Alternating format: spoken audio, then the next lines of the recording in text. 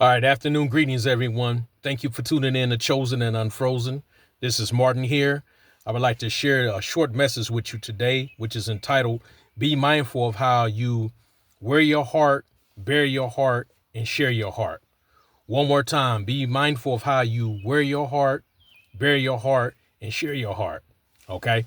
I like to read a couple of passages of scripture with you, coming from the book of Judges, chapter 16, starting with verse 4. Okay, it says, and it came to pass afterward that he loved the woman in the valley of Sorek, whose name was Delilah. Okay, he loved the woman in the valley of Sorek, whose name was Delilah. That word love broken down is the Hebrew word ahabi, which means to have affection for sexually or otherwise. Okay, so when it says he loved her, he lusted for her. All right, we got that determined, right? So that brings us to our first point, right? Where you can't wear your heart on your sleeve. Okay. Your enemies will know where your heart is at when you wear your heart on your sleeve, right? They know who you care for and they know what you care about. And if your focus is not on the one who's supposed to be your first love, your central love, your most love, right? They're going to use that against you.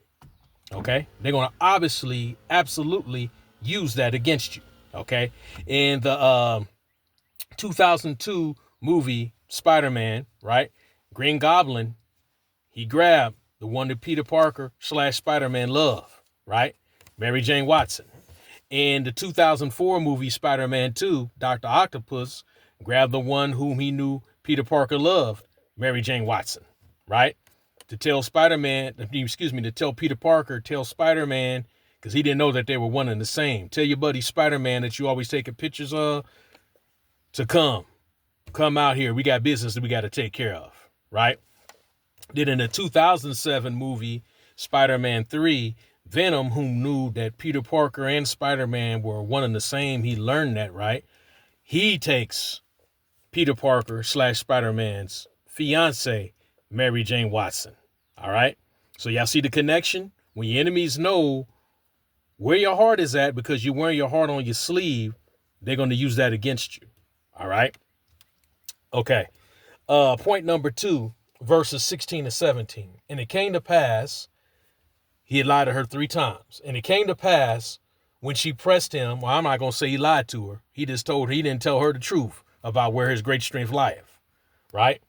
So verse 16, and it came to pass when she pressed him daily with her words and urged him so that his soul was vexed unto death. Verse 17, that he told her all his heart and said unto her, there have not come a razor upon my head, for I have been a Nazarite unto God from my mother's womb.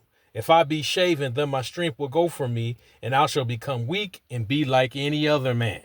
All right. Right there, verses 16 and 17, what he did was he bared his heart, right? You bear your heart because the complaining from the one that you love becomes unbearable. So when it becomes unbearable, right, you're going to bear your heart, which is a big mistake, which Samson learned the hard way. I think all of us who are at a certain age or have lived, a certain amount of life have all realized that, right? Everybody has played the fool sometimes, right? Everybody has been deceived because of your heart. People say your heart was in the right place. Actually, your heart wasn't, right? Your heart was in the wrong place. That's why you got deceived the way you got deceived. All right. Then verses 18 and 19. All right. It says, and when Delilah saw that he had told her all his heart, she sent and called for the lords of the Philistines, saying, come up this once, for he hath showed me all his heart. Then the lords of the Philistines came up unto her and brought money in their hand. And she made him sleep upon her knees, and she called for a man. And she caused him, the man she called for, to shave off the 7 locks of his head, right? And she began to afflict him, and his strength went from him. Okay? So our last point is you share your heart, and your heart becomes a ride share. What do I mean by that? Your heart becomes a ride share because everybody knows your personal business. And since your enemies now have the keys to destroy you, they're going to use those keys, best believe, just as the Philistines did unto Samson. Once they knew what was going on. They knew how to take him down. They used it. Delilah got paid. She got the money that she was seeking for. All right. So we have to be mindful of how we wear our heart, bear our heart, and share our heart. Because the people that we care for, question, do they care for us the same? Samson loved Delilah. He lusted after her all day. He couldn't get enough of Delilah, right? But did she feel the same way about him? If she did, why did she accept the money?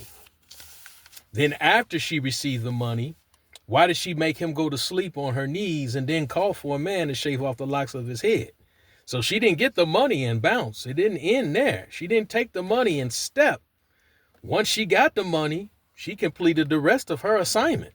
Okay? Which was, okay, he's told me now that if the 7 locks on his head be shaven, then he'll be just like any other man. So let me call for a man. Barber, is there a barber in the house? Hello, this is Delilah.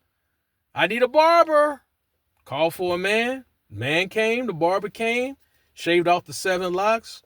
Then that's when, after she said, Philistines be upon thee, Samson, when he couldn't defend himself because his strength wasn't like it was before, that's when she was out of the picture and we don't hear about her anymore.